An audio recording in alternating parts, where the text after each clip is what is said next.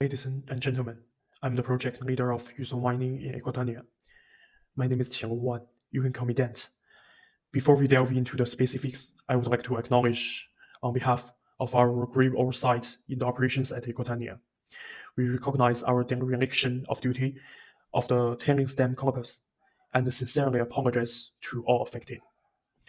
We promise we will address the impacts diligently and compassionately.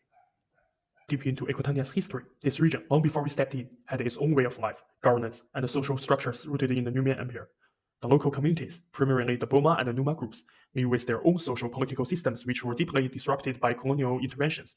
These interventions laid their unified line, planted the seeds of division, and reshaped the governance, which has lingering effects to this day. Post-independence, Equatonia, like many former colonies, struggled to stitch together a coherent national identity and governance framework from the tattered remnants of colonial rule. The struggle isn't just the historical footnotes. There are living challenges that affect every decision we make and every project we initiate here. The influx of international business, especially in mining, seemed like a golden opportunity for economic development, but it also came with high stakes for local communities whose lives and livelihoods are tied to the land we mine. When we came into Equatonia, our goals were ambitious and well-intentioned. We set up operations in Numa State, aiming to harness its copper reserves. Our projects involved extensive geological surveys, the establishment of mining facilities, and the construction of infrastructure needed to support large-scale mining operations, such as the roads and the processing plants. We promised to bring development. We promised a lot. The jobs, infrastructure, and the boost to the local economy through our activities. However, to be honest, our execution wasn't up to these lofty promises. We underestimated the complexity of integrating into Equatonia's social framework. Our engagement strategy missed the crucial insights into the community's expectations and the environmental sensitivities of this region. This gap led to tensions and misunderstandings, seeding doubts about our intentions and our respect for local customs and rights. It's clear. It's clear now that our initial assessments and the community outreach efforts were not as comprehensive or as empathetic as they should have been. We focused too much on the economy and not enough on the social and environmental impacts. A misstep that has cost us dearly in terms of community trust and the social license to operate. All right, let's take a hard look at where things went wrong with the tailings dam campus. It wasn't just a technical mishap, it was a big lapse in our responsibility to safeguard the environment and the communities we operate in. First, our risk assessments. These were fundamentally flawed. We relied on generic models that failed to capture the unique geology and extreme weather conditions of Numa State. We should have known better, especially given the local knowledge and historical data available. It was a fault in applying rigorous scientific standards and local expertise to our operations. Then, our approach to CSR and human rights. For this area, where we have committed on paper to uphold international standards, didn't translate into our practical on-the-ground actions. Our corporate governance structures were inadequate in ensuring these standards were met. We missed critical opportunities to integrate CSR deeply into our operational decisions. Looking at precedents, such as the case of Mine Defensie, the Royal Dutch Shell plc, it's evident that the global expectation for environmental stewardship and community engagement is not just a legal requirement but a moral imperative. The court's decision in that case was a wake-up call to all in our industry about the real-world consequences of neglecting environmental and social responsibilities. But we made the same mistake.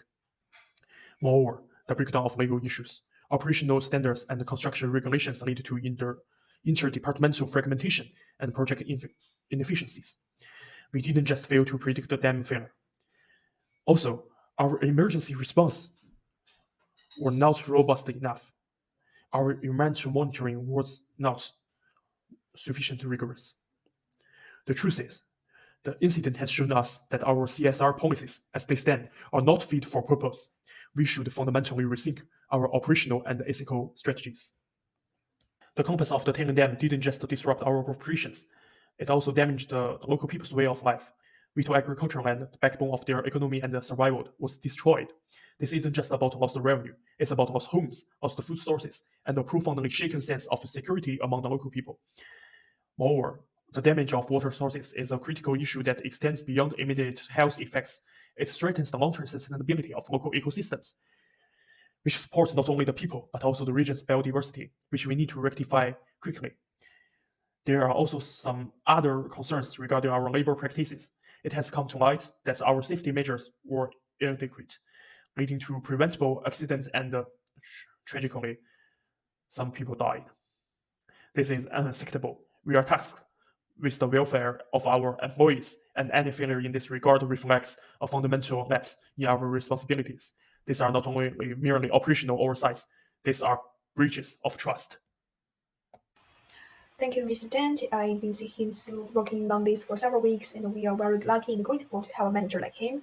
But we believe that we could go through these difficulties together this time. Shortly introduce myself. I'm Lily, the head of a working group on downtown class-based incidents. From the introduction that Dent mentioned earlier, the next work which we are going to focus on following three steps. The first one is the remediation and the cleanup. This includes the removing contamination, contaminated soil, replating the local flora, and restoring the affected agricultural lands to their previous condition. We will employ environmental experts to ensure that the restoration efforts meet the both local and international standards. The second step is the safety audit and the infrastructure assessment. We are committed to enhance the safety of all our main related infrastructure. This will involve conducting rigorous safety audits, focused especially on tailings dam and waste management system.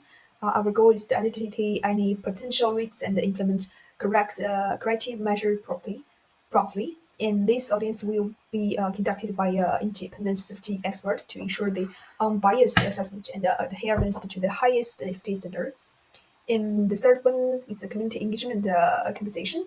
We are setting up a compensation program tailored to the immediate and long-term needs for the family whose agricultural lands and livestock were impacted by this mudslide. And this program includes not only financial aid but also supportive services to help them to help these families regain the economic stability, such as agriculture training and access to new farmers' tools and resources. We will establish a transparent and continuously communication channel with the community. This involves the regular updated through the community meetings, directly mailings, and dedicated section in our website. We aim to keep the community fully informed of our remediation plans and progress, and actively involve them in this decision-making process.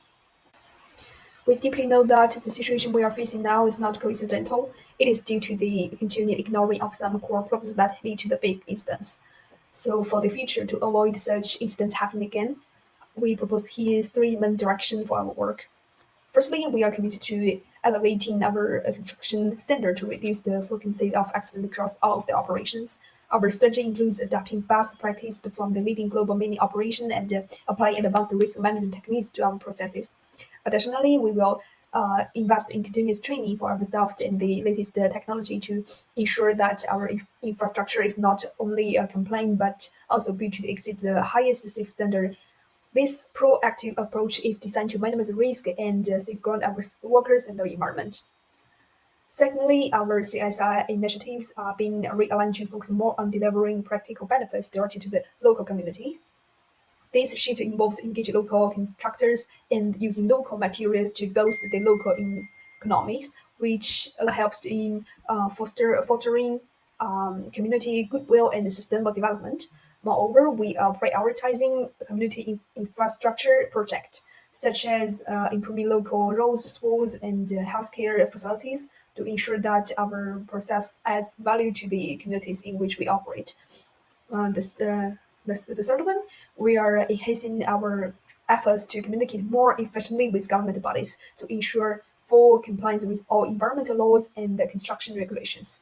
This involves the regular commissions, submission of compliance reports, and engaging in transparent dialogues with the regulation authorities. Furthermore, by participating in international construction forums and partnering with leading construction firms, we aim to stay at the forefront of the sustainable mining practice.